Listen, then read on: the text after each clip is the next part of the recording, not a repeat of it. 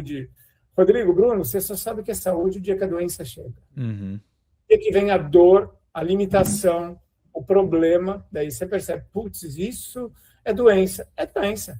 Então, eu consigo mapear isso através de exames no consultório. Eu tenho eletrocardiograma, eu tenho testes de esforço, que tem vários tipos de testes, que expõem o teu coração a um esforço acima do normal, para a gente poder ver se é seguro. Eu tenho exames que fazem análise de estrutura do coração, como ecocardiograma, ressonância magnética do coração. Eu tenho exames de sangue que conseguem prever se você tem um risco maior de ter a doença ou não.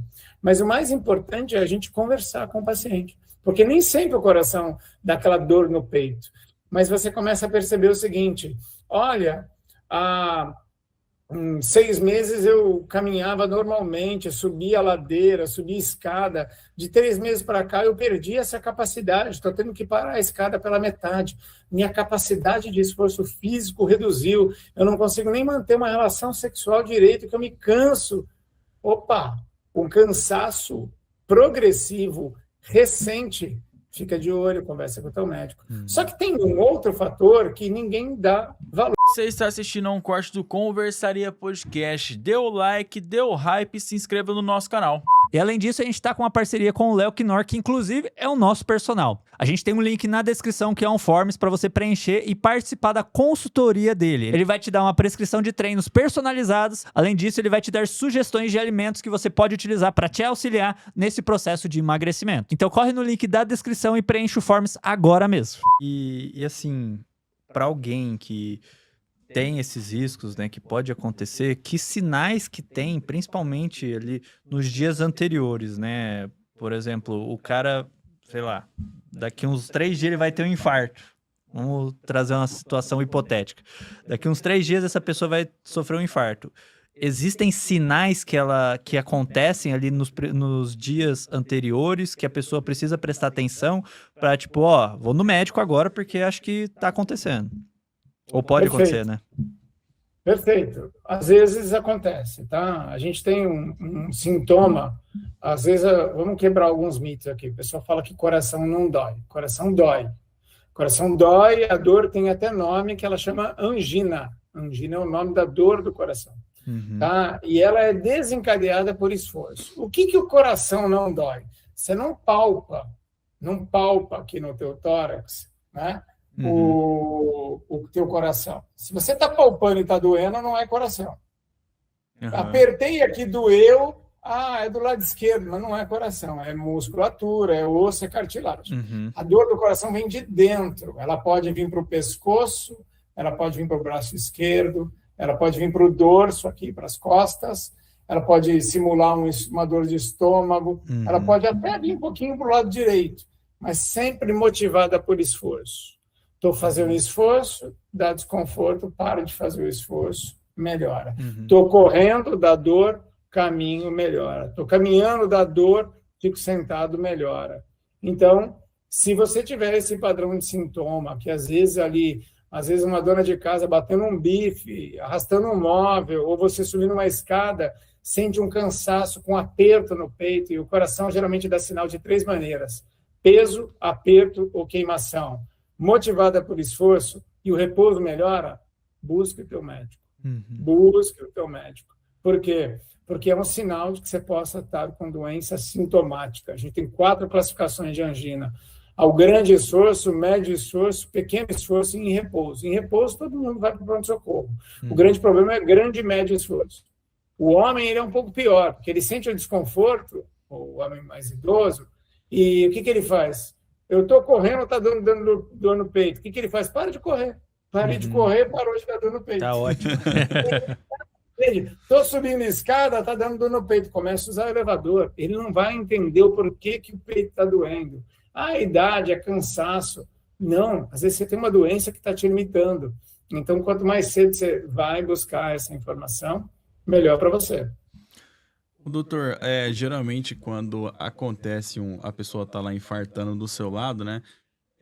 Uma dúvida que me surge é a seguinte: quando acontece um caso que a pessoa teve uma PCR ali, os primeiros socorros, recomendo que você chame o SAMU, parada cardiorrespiratória, Os primeiros socorros recomendam que você acione o SAMU e inicie a RCP, né? Que é a massagem lá cardíaca. Agora, num caso de infarto, existe algum tipo de atendimento pré-hospitalar ou é só você botar a pessoa no carro e sumir para o hospital ou ligar para o SAMU se você mora muito longe do hospital, né? Sempre o importante é, na primeira manifestação do sintoma, entrar no carro e ir embora o mais rápido possível num hospital que esteja habilitado para fazer esse tipo de atendimento. Né? Então, é sempre importante, porque tempo é músculo. A gente tem 90 minutos para abrir a artéria desse paciente, que pode ser com remédio que tem na emergência de hospital, ou no laboratório de hemodinâmica, que é o cateterismo seguido de angioplastia. Então, esses 90 minutos são o tempo ouro para a gente salvar a maior quantidade de células musculares. O que se recomenda? Se você está com alguém com suspeita de infarto, e com dor no peito, típica, ele não tem alergia a medicamentos, se tiver aspirina em casa, dá 3 comprimidos de aspirina para ele mastigar e engolir. E vai para o pronto-socorro. O problema é que nem toda dor no peito é infarto. E existem algumas situações que a gente precisa tomar um certo cuidado. Então, se você tiver que escolher uma atitude, chama o SAMU, ou se você percebe que vai demorar, porque está no horário de pico, alguém ali, enfia no carro e vai embora. Porque falar assim, Bruno, vamos pensar que o infarto não é uma doença que ela te acomete, tipo, subitamente. É uma doença construída ao longo de hábitos de vida. Então, vocês são novos, né, bem novos, comparado a mim e a audiência, às vezes. A gente está aqui falando para milhares de pessoas. E o que acontece? Você não pensa no amanhã quando você pensa em infarto. A gente pensa daqui 20 anos. Como é que vai estar a tua vida se você levar a tua vida como está levando hoje? Olha bem teu hábito, o que você come, como você dorme, está fazendo ou não está fazendo atividade física. O ano que vem, se Deus quiser, você vai estar ótimo. Você tem que se preocupar mais em atravessar a rua direita do que com o teu hábito de vida. Mas daqui 20 anos, você vai colher o que está plantando hoje, o que plantou nos últimos 10 anos. Então, a gente precisa entender a longo prazo. Então, quando a gente fala ali, vamos falar de fatores de risco. Vamos separar em 3 categorias de fator de risco. Os que você não pode controlar, que é o quê? Idade, sexo, raça, histórico familiar. Homem acima de 40 aumenta risco cardiovascular. Mulher acima de 50. Homem tem maior probabilidade. Pacientes de raça negra e amarela têm maior probabilidade. E pessoas com genética de primeiro grau têm mais probabilidade. Está no teu controle isso? Não. Você não pode mudar. Então, esquece. Vamos focar no que você pode mudar. Alimentação, bebida, cigarro e sedentarismo. Isso são fatores modificáveis. Então, estão no meu controle. Quanto mais eu me dedico a eles, mais impacto eu tenho em longevidade. Outro ponto são fatores da coluna do meio, que são parcialmente modificáveis. Algumas alterações que são doenças que não têm cura, porém têm controle. A gente está falando de pressão alta, de diabetes, de colesterol alterado e de estresse. Né? A gente começa a ver estatística no Brasil, mais de 70% das pessoas têm algum distúrbio de ansiedade ou depressão. Isso é fruto de estresse. A gente pode falar de burnout, a gente pode falar de uma série de coisas que impactam com a saúde. Então, quanto mais fator de risco você tem, maior a probabilidade de você desenvolver essa doença de forma precoce. Então, se eu pego ali, se eu como errado em quantidade e qualidade e sou sedentário, fatalmente eu vou aumentar meu peso gerando obesidade. Obesidade é mais risco para diabetes, é mais risco para colesterol alterado, é mais risco para pressão alta. Se eu tenho mais obesidade, eu também tenho mais risco de doença renal. Então, tudo isso, se eu tenho doença renal, eu tenho mais risco de hipertensão. Então, você começa a observar que esses 12 fatores, quando você começa a puxar como se fosse um mapa mental, eles estão interligados com a maior parte das doenças que a gente tem. Então, se a gente cuidar muito bem desses 4, e controlar esses outros 4 do meio, a gente tem uma chance gigantesca de minimizar o evento. Daí a gente vai para a segunda parte. Será que a gente consegue identificar isso precocemente? Sim, a gente tem exames para poder fazer isso. Eu sempre falo que o médico, ele não cuida da saúde de ninguém. A gente rastreia a doença em você. Você vai lá no consultório e a gente começa a identificar um monte de problemas que talvez você tenha. Sim. Então, quando você pega aquele idoso, eu não vou no médico, não. Você chega lá com nada, ele acha um monte de coisa para você, você está certo. A gente vai buscar doença para você. Se você não tiver nenhuma doença, volta para casa que, teoricamente, você está cuidando bem da tua saúde ou tua genética ainda está cuidando de você. Tá? Mas a gente consegue identificar a doença precocemente. A saúde, quem cuida é você que está aí do outro lado. Teu hábito de vida, teu padrão alimentar, tua qualidade de sono, sabe, o básico bem feito, não é o número de pílulas, vitaminas ou suplementos que você toma, mas o teu comportamento. É isso que faz a diferença no curto, no médio e no longo prazo. E quando a gente está falando no longo prazo, é no longo mesmo. Tá? Por quê? Porque você tem a capacidade de mudar a tua realidade. Eu costumo dizer que eu era a pessoa mais burra do universo, porque eu era médico, cardiologista e pesava 128 quilos. Sabendo tudo que eu podia fazer, eu fazia tudo errado. Por quê? Vida corrida, prioridade. E a prioridade não era saúde, porque você não sabe o que é saúde. Rodrigo, Bruno, você só sabe o que é saúde o dia que a doença chega. E que vem a dor, a limitação, o problema, daí você percebe, putz, isso é doença. É doença. Então, eu consigo mapear isso através de exames no consultório. Eu tenho eletrocardiograma, eu tenho teste de esforço, que tem vários tipos de testes, que expõem o teu coração a um esforço acima do normal, para a gente poder ver se é seguro. Eu tenho exames que fazem análise de estrutura do coração, como ecocardiograma, ressonância magnética do coração. Eu tenho exames de sangue que conseguem prever se você tem um risco maior de ter a doença ou não.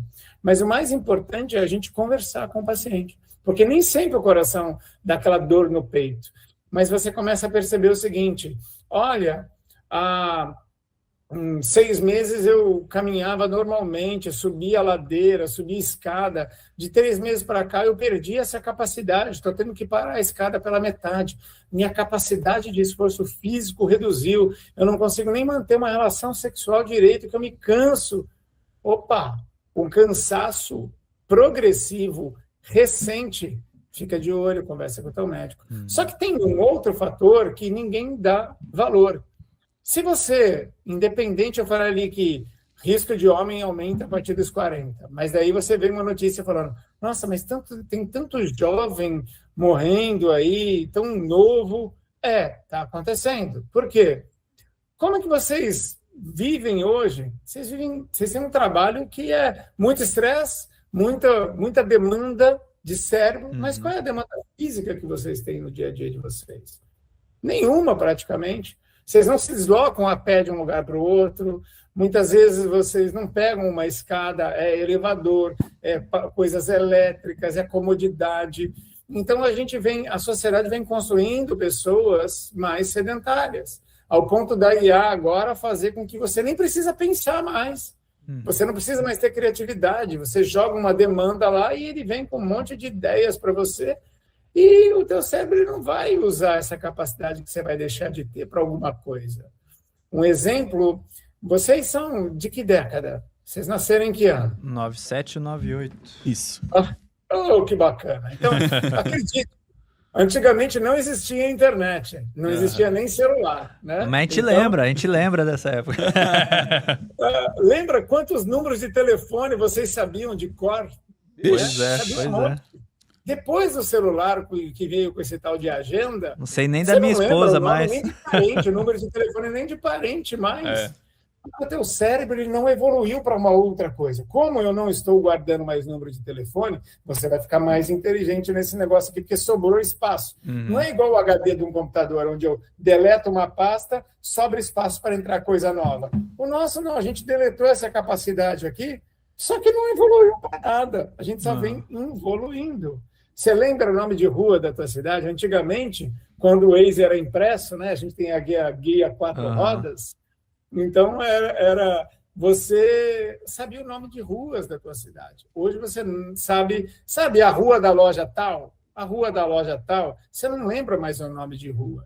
Então, a gente vai perdendo capacidades. Então, o que é importante a gente entender? O estilo de vida que vem acontecendo com as gerações mais novas não favorecem para você ter uma qualidade de vida mais elevada, apesar de ter mais conhecimento. Vocês sabem, no mínimo, 3, 4, 10 vezes mais informação do que teus pais. Isso não significa que vocês fazem coisas mais certas que ele, que vocês se alimentam melhor do que ele, que o estilo de vida de vocês é melhor do que o deles. Entendeu? Porque conhecimento não gera transformação. Sim. E sim a aplicação do conhecimento que pode gerar transformação. Então, quando eu pego isso, eu falo o seguinte: 40 anos aumenta risco cardiovascular. Mas, se você tem menos de 40, fuma, é obeso, tem histórico familiar de primeiro grau, cara, comece a investigar o quanto antes. Por quê? Porque o teu hábito não te ajuda. Porque o teu padrão de vida não te favorece. Então, é a hora que você para um pouquinho para poder dar uma olhada no teu eu. Eu saio assim, deixa eu ver quantos pontos eu estou ali, positivo ou negativo. Aí você começa a ver que você está um monte de pontos negativos. Fala, caramba, e agora? O que eu faço? Começa a mudar. Começa porque você consegue. Hoje eu falo o seguinte: a gente tem a capacidade de fazer escolhas diferentes e fazer isso todos os dias. Quando você faz isso todo dia, independente da coisa que você escolher, você vai, daqui 2 anos você vai estar voando. Por quê? Porque você não desistiu. Você fez com vontade, você fez sem vontade, você fez porque queria, você fez porque odiava, você fez por tudo, mas você vai lá e faz. Está chovendo? Tá, mas eu vou. Está frio? Tá, mas eu vou. Ah, hoje eu não estou com vontade, mas eu vou. Por quê? Para o trabalho você faz isso. Para a tua formação na faculdade você faz isso. Ou o dia de chuva você não ia estudar. Ah, não, hoje está chovendo, eu não vou, dane-se, né? Depois a gente se vê. Então, é muito. Então, Bruno, assim, sei que eu explanei bastante. A gente está vendo aí uma nova vertente que talvez traga um benefício futuro, que é uma cultura mais wellness, né? As pessoas da geração de vocês, elas estão optando por eventos mais corporativos muito mais saudáveis do que da minha época. Na minha época, o nego saía e achava que o mundo ia acabar naquela noite, a gente ia para perda total, né? Não que eu fosse, tá, pessoal? Mas Me falaram. Ouvi falar que era assim.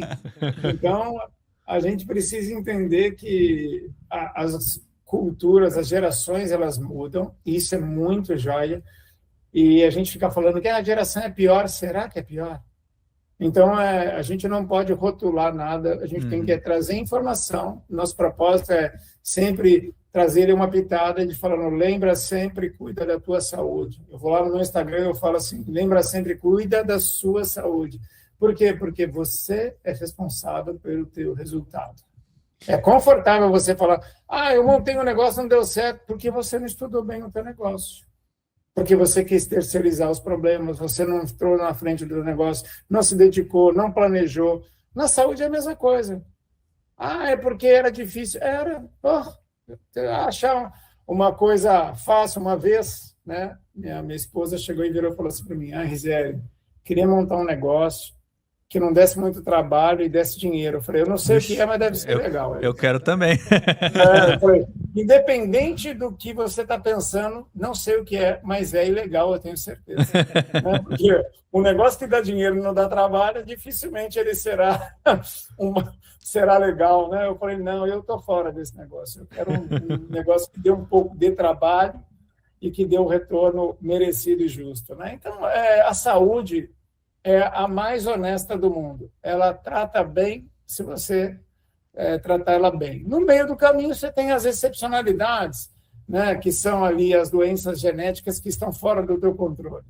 Mas a maioria das doenças metabólicas, eu ia falar que eu arrisco dizer, não, mas os dados, né, estatísticos, eles estão aí para comprovar. Acima de 85% dessas doenças são de cunho comportamental. São hábitos de vida, escolhas, padrões alimentares que fazem com que você, ao longo da vida, acabe sofrendo ou sendo acometido por essas doenças.